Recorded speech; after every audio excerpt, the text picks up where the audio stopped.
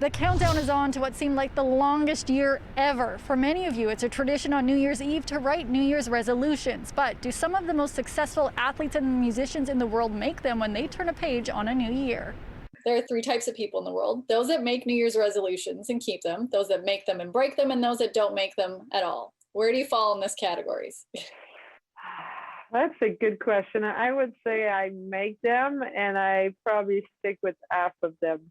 I know it wasn't an option, but I actually do that. I like the New Year's resolution, like, take out something like you want to change things. I think that really helps. I think New Year's resolutions are dangerous.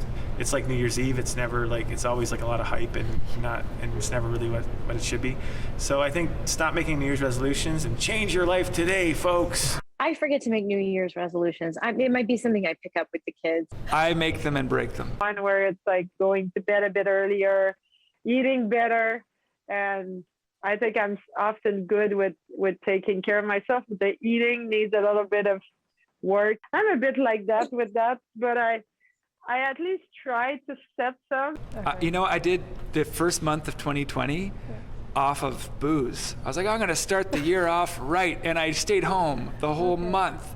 If I had known what was coming a month and a half later, I would have been out every night.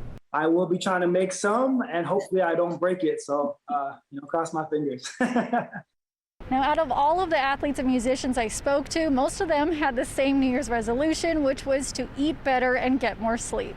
For City News, I'm Lindsay Dunn.